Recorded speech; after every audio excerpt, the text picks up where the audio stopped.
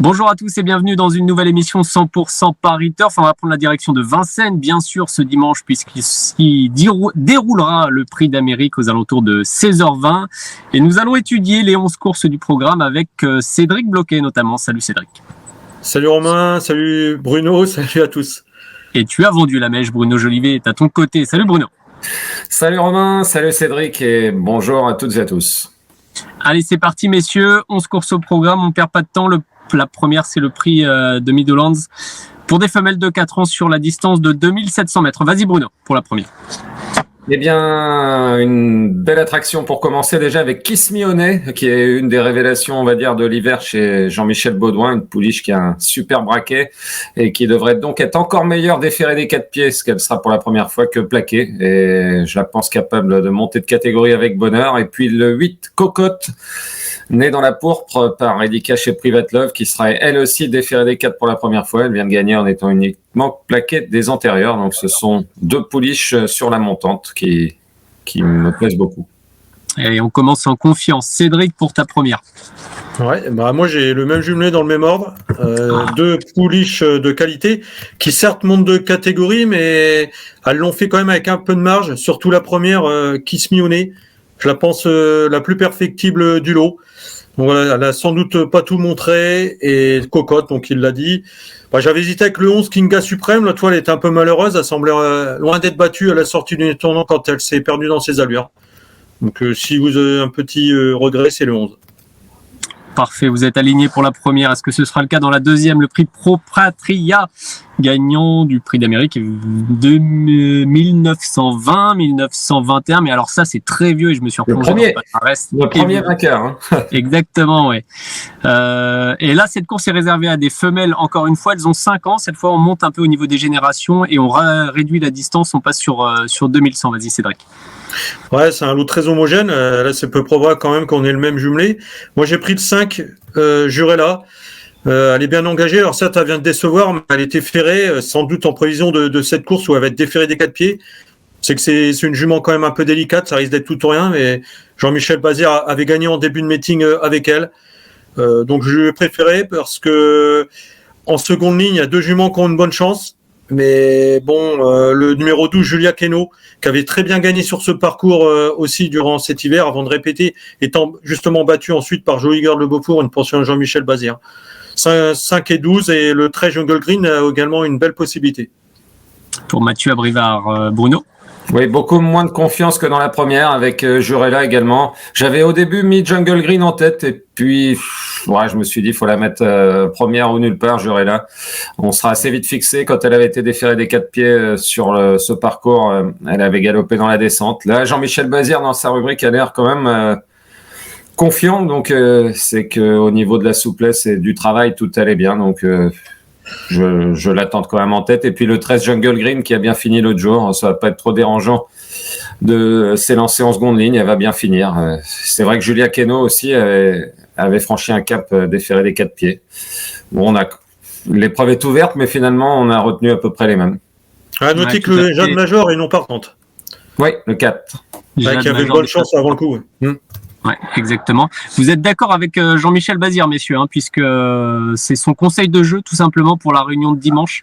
Jurella, il est confiant, il a préparé cette course et sans trahir de grands secrets. Vous pouvez d'ailleurs regarder l'émission à laquelle il a participé pour étudier le quintet. Il a détaché assez nettement Jurella dans sa journée, donc c'est toujours une bonne info. Ah oui, j'aurais plus pensé à notre concurrent dont on va parler après. Bon. Ouais, et la jument, pour conclure sur le sujet, a retravaillé une dernière fois ce vendredi matin. Donc bon, il a l'air d'avoir mis tous les atouts de son côté. On passe à la troisième maintenant. Le prix 20 minutes, le prix Tidalium Pello, double vainqueur du prix d'Amérique également. Une course avec les apprentis cette fois, 8 à 11 ans, avec des générations encore plus hautes et 2700 mètres à parcourir.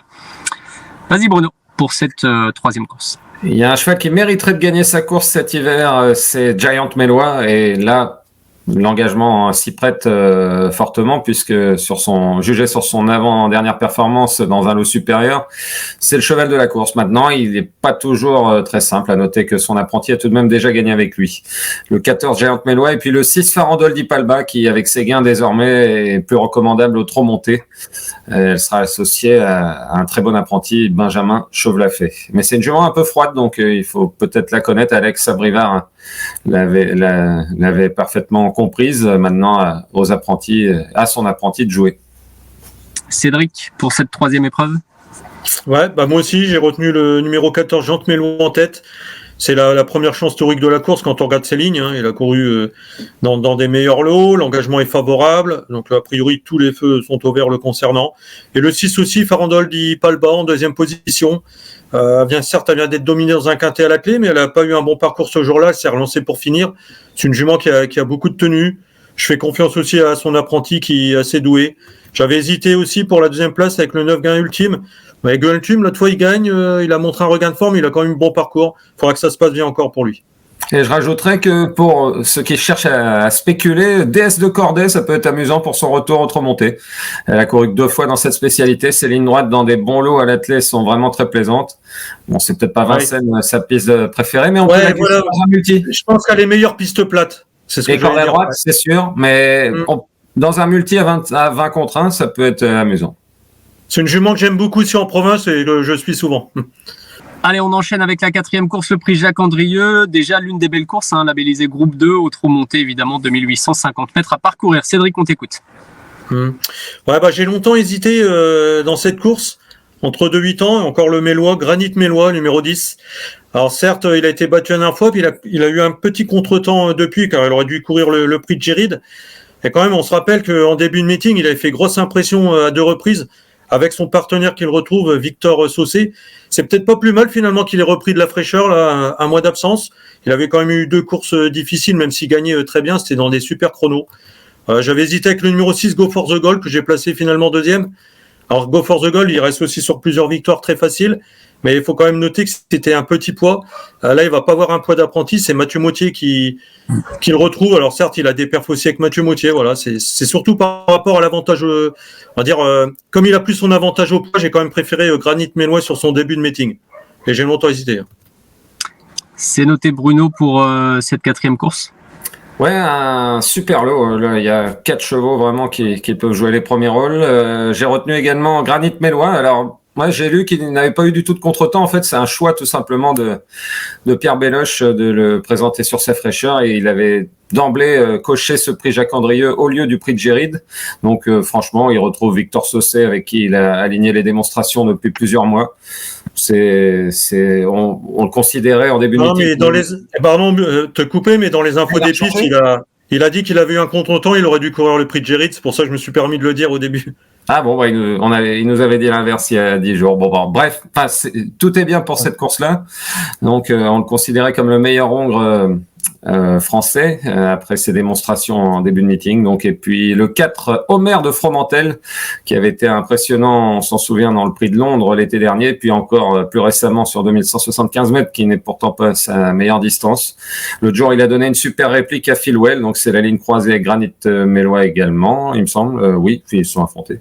Enfin, ce sont vraiment 2 super chevaux, et puis il faut pas oublier non plus Galadur Fist, qui certes monte de catégorie mais qui a été hyper impressionnant et c'est lui qui est le plus rapide il me semble sur le parcours, 12-1, donc lui aussi peut pourquoi pas gagner. Et puis Cédric a cité Go for the Goal, effectivement ses 4 dernières victoires c'est avec Tiffen Lévesque et il a été battu je crois ses 3 dernières courses avec Mathieu Mautier et puis il monte aussi de catégorie comme Galadur Fils, mais c'est, il va y avoir du sport entre ces 4 là effectivement difficile de se prononcer.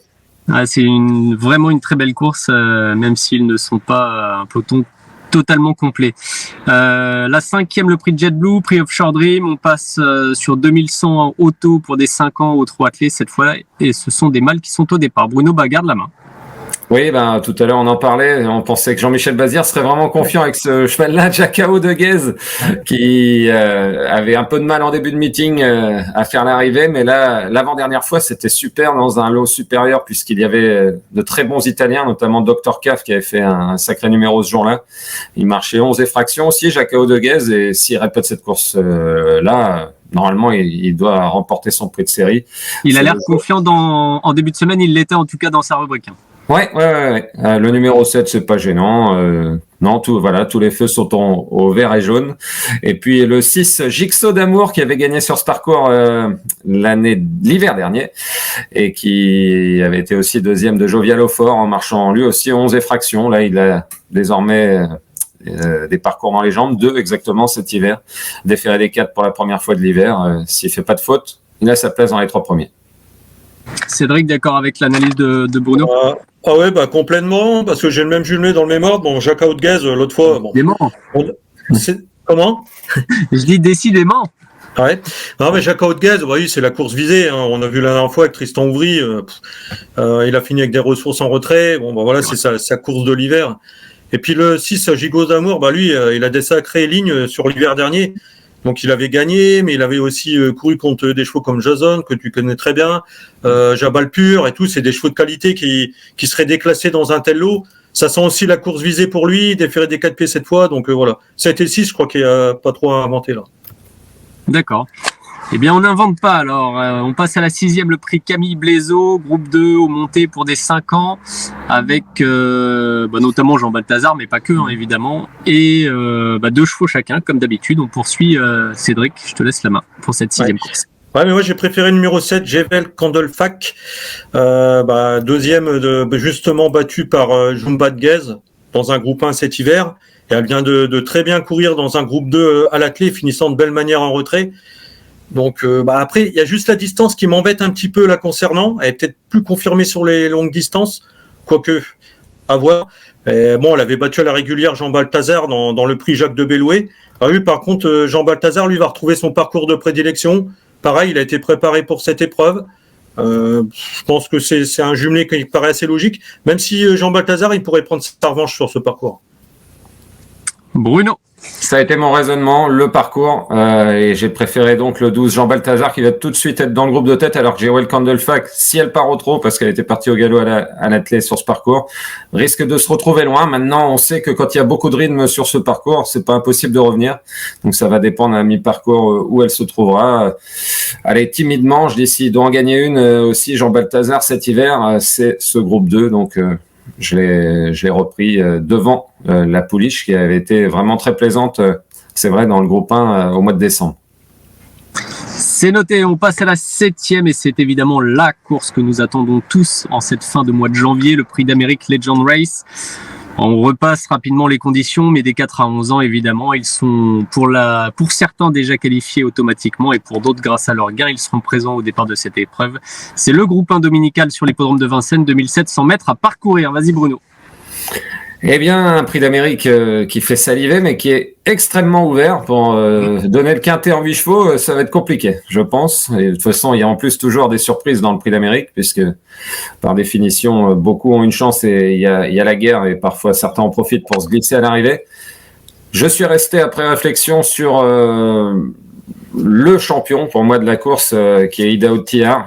J'étais déjà très confiant l'année dernière, malheureusement il avait fait la faute dans le premier tournant. J'ai l'impression qu'il a énormément évolué depuis, notamment grâce aux artifices comme la barre américaine à gauche qui lui permet de beaucoup mieux tourner. On a vu cet hiver que même en prenant un virage tout en dehors, il s'était pas du tout cassé comme précédemment, et puis il se relâche moins aussi une fois qu'il a pris l'avantage, donc ça fait des atouts supplémentaires dans sa besace. Le seul problème, c'est les 240 grammes de ferrure dont on parle énormément. Maintenant, un vrai champion comme Reddy Cash, Bold Eagle passe au-dessus, et je pense qu'il est de cette trempe-là, donc pas déclassé, c'est sûr, mais il a le petit truc en plus par rapport notamment à Ampiam et DSM qui était passé assez près de la triple couronne l'année dernière. Elle a été un peu discrète depuis le début du meeting, mais on sait que toute sa préparation a été axée sur ce grand rendez-vous, donc Là, on va voir la grande Ampiam DSM théoriquement. Donc 12 et 11. Et puis, comme coup de cœur, j'ai toujours mon petit Isoar Vedake qui avait donné une super réplique à Idaho dans le prix Ténor de Beaune et qu'il a même déjà battu dans le prix Eurasie il y a 2 ans. C'est un cheval en classe pure. Il n'a rien à lui envier maintenant. C'est vrai qu'il nous a rappelé son défaut l'autre jour de s'élancer laborieusement. Alors, c'est souvent rédhibitoire dans un prix d'Amérique. Oui, souvent. Pas systématiquement, mais souvent. J'y crois quand même pour terminer dans les 5 premiers. Cédric, ton analyse du prix d'Amérique? Ouais. Bah moi aussi j'ai pris le numéro 12, Idaho Tillard. Il est considéré à juste titre comme le meilleur cheval français à l'heure actuelle. Puis contrairement à certains adversaires, je pense qu'il est certainement aussi l'un des plus complets, capable de tout faire. Et Bruno l'a dit, par rapport à l'année dernière, moi je trouve qu'il a encore progressé, même dans son attitude et tout. C'est vraiment le vrai gagneur et tout. Pour moi, il est capable de tout faire et il mériterait de gagner ce prix d'Amérique vu ce qu'il fait depuis plusieurs mois. Maintenant, c'est pas gagné d'avance. Il y a un très joli lot et il y a plusieurs vainqueurs potentiels. Moi, je tente un coup de poker avec la 2e place avec le numéro 7, Going Boy.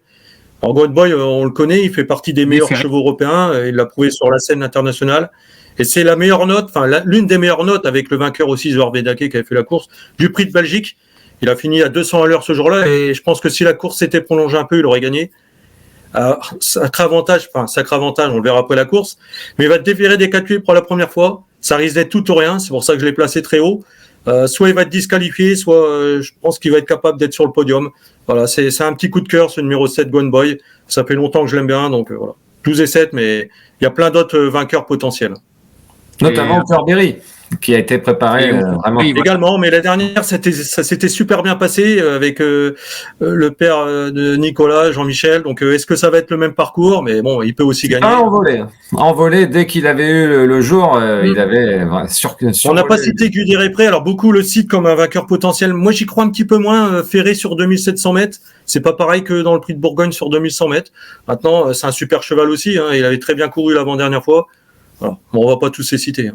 Elle est ouverte cette course, elle est ouverte et elle est passionnante. On verra ça aux alentours de 16h20 ce dimanche, donc sur l'hippodrome de Vincennes. Il reste 4 courses, messieurs, il faudra rester concentré jusqu'au bout, puisque la 8e déjà est une belle course également, le prix RMC, prix Jean-René Goujon. On connaît bien cette course-là qui réunit souvent de bons chevaudages, des mâles et des hongres sur 2100 mètres. Groupe 3. Allez Cédric pour cette 8e course. Ouais, c'est un très joli groupe 3 relevé avec des chevaux étrangers de qualité comme le numéro 4 Oscar Haye. Il sort pas de nulle part ce cheval-là déjà à l'étranger. On l'avait vu, il avait terminé, il me semble, 2e du Kimi Grand Prix à ce niveau-là derrière Earl Simon. Il a aussi terminé 2e du Oslo Grand Prix. Donc c'est un super cheval à l'étranger et il a prouvé aussi sa qualité la dernière fois à Vincennes. Il avait sans doute besoin de courir le premier coup lors de sa rentrée. Après, il a énormément progressé. Et il était venu battre sur le poteau Avedrim qu'il retrouve ce jour-là. Normalement, j'ai placé en 2e position le numéro 5 Ibiki Doel. Alors, il va falloir quand même qu'il ait récupéré parce que ça fait plusieurs fois qu'il a des courses difficiles, ce numéro 5 Ibiki Doel. Mais c'est un vrai dur à cuire. Il est capable d'aller devant et d'user ses adversaires au train. J'ai hésité avec le 7 Avedrim et aussi Indy Rock, mais il fallait bien faire un choix. Bruno.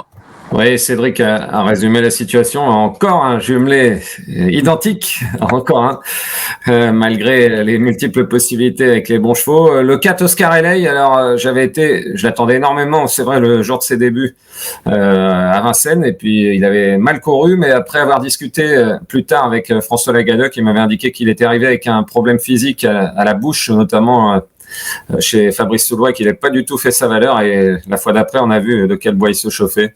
Donc c'est vrai que Cédric a rappelé ses références au niveau groupe 1 en Europe, donc là logiquement il devrait poursuivre sur sa lancée. En plus le numéro est bon, il est plus expérimenté dans ce registre là que Ibiki Doel. Alors c'est pas le cornulier qui l'aura fatigué puisqu'il a été sanctionné de bonne heure, et on peut le considérer davantage comme un cheval de tenue, mais il a quand même couru 4 fois derrière l'auto et il a 1-2-1, donc ça le dérange pas non plus.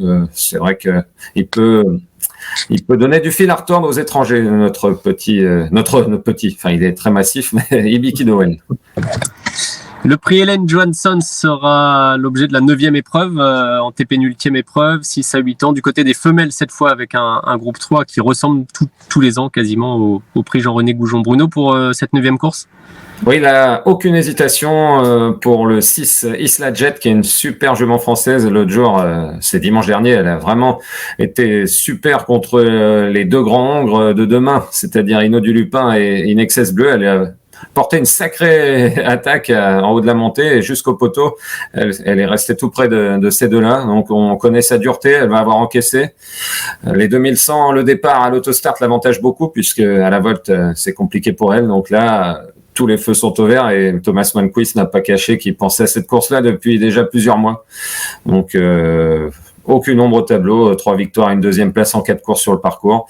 Et le 2 Cashbank BG, la plus riche, qui est elle aussi, c'est son objectif de l'hiver et elle avait terminé tout près d'Isla Jet le seul jour où elle était battue par Coco BFC d'ailleurs sur ce parcours, et Coco BFC qui avait gagné un groupe 1 plus tard. Donc, ça paraît vraiment les deux bases solides, même si Cashbank BG peut parfois faire des blagues. Cédric, ne nous dis pas que tu as encore les deux mêmes que Bruno. Hein, non, mais bon, non, mais après, Isla Jet, c'est logique de la placer en tête. C'est une jument de qualité. Elle l'a encore prouvé donc dimanche dernier. Elle a couru 4 fois sur ce parcours. Elle a gagné 3 fois, une fois 2e dans des super chronos. Elle a la qualité pour gagner une épreuve comme celle-ci. Et en 2e position, par contre, j'ai mis une jument que j'aime beaucoup. Elle l'a prouvé cet hiver à plusieurs reprises, c'est le 13, Bahia del Circeo. Ça me gêne pas trop le fait qu'elle va venir de la seconde ligne. C'est une attentiste. En plus, Franck Nivard la connaît maintenant par cœur. Faut pas aller trop tôt aux avant-postes avec elle. Je la crois capable de venir prendre la 2e place malgré son numéro en seconde ligne. Parfait, on passe à la 10e. Oui, je voulais juste ajouter qu'il paraît qu'il y a des bruits très favorables sur le numéro 8, Clarissa, Alexandra Gocciadoro est apparemment chaud bouillant. Il avait gagné cette course l'année dernière avec Allegra Gifonte d'ailleurs, et celle-ci, c'est vrai, a gagné groupe 1, Clarissa. Bon, un groupe 1 qui était pas mieux composé que ce groupe 3-là.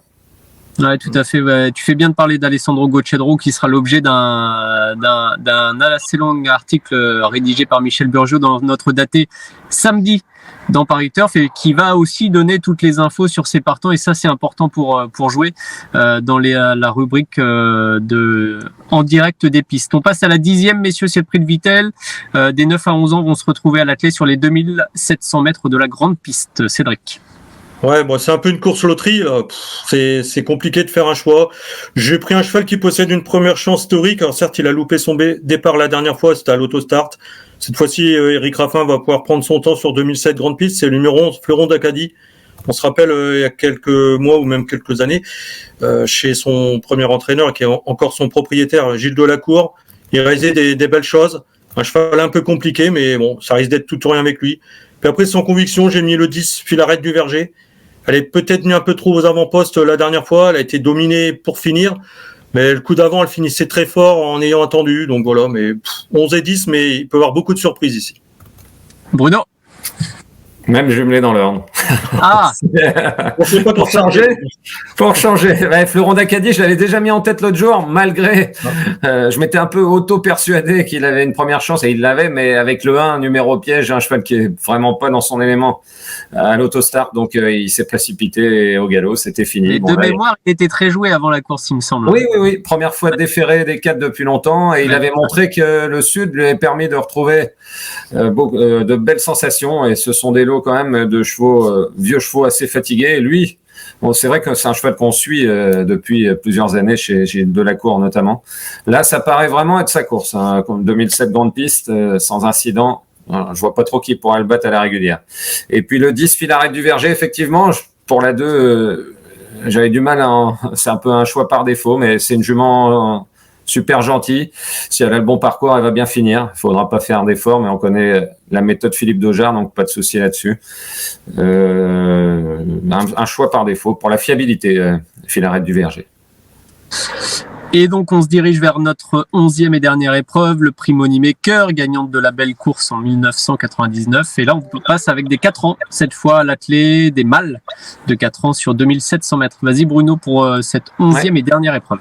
On finira avec une course ouverte. Alors, j'ai pris les 2 pensionnaires de Thierry Duval d'Estaing qui avaient montré des moyens il y a plusieurs mois et qui sont rentrés timidement dans l'hiver. Mais là, je pense qu'ils approchent maintenant de leur meilleur niveau. Karma Quick a bien couru à Cagnes. On a vu que le 3e, juste devant lui, et Canto Avis, avait fait une démonstration par la suite. La 2007, première fois déféré des 4. Tout comme son compagnon d'entraînement Kissatou, le grand Kissatou, sur lequel la famille du Val d'Estaing fondait beaucoup d'espoir il y a plusieurs mois. Il a eu un passage à vide, mais là, la dernière course est encourageante face à de meilleurs chevaux encore, et avec Keep Your Dreams et compagnie. Donc, j'ai hésité pour l'ordre entre ces deux-là. C'est vraiment le parcours qui va les départager. Puis, il court pas seul. On sait que une course similaire avait abouti à de grosses surprises, notamment avec Quesito d'Urville il y a quelques semaines. Ouais. Cédric pour la 11e. Moi j'ai pris pareil, moi. Mais je préfère Karma Quick, moi, que par rapport à Kissatou, je pense. La réunion est facile. Hein. Ouais, je sais pas, on verra ça. Mais non, mais je pense que Karma Quick, il a plus de classe quand même que Kissatou. Kissatou un petit peu décevant les dernières fois, mais c'est vrai que c'était des lots de qualité, il était déjà plaqué. Des 4 pieds. Karma Quick a un peu piégé l'autre fois dans une course en train à Cagnes-sur-Mer. C'était difficile de revenir. En plus, c'était quand même des bons poulains ce jour-là. C'est un cheval qui avait montré des sérieux moyens en début de carrière, jugé digne de participer au critérium des jeunes, d'ailleurs, dans lesquels il avait été disqualifié. Mais c'est un peu sa course à ce Karma Quick. Et Kissatou, j'avais hésité avec le 6 Coldplay, mais Coldplay, il faut vraiment que ça se passe bien. Mathieu Mautier, maintenant, ne va plus devant mec, donc il attend. Donc, il peut avoir des aléas. Donc, c'est pour ça que j'ai préféré le numéro 11 Kissatou par rapport à Coldplay. C'est noté. Merci, messieurs, pour l'étude complète de cette belle réunion, forcément.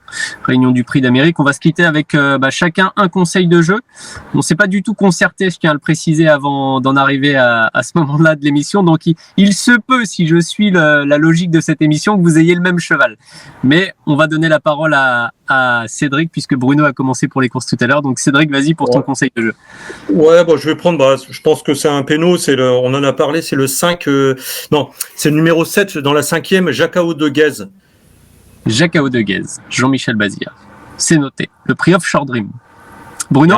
Il y en a plusieurs, donc j'aurais adapté en fonction de la réponse de Cédric, mais allez, moi je vais être un peu plus offensif et encore, il y aura 3 euros. Allez, le 1011 Fleuron d'Acadie.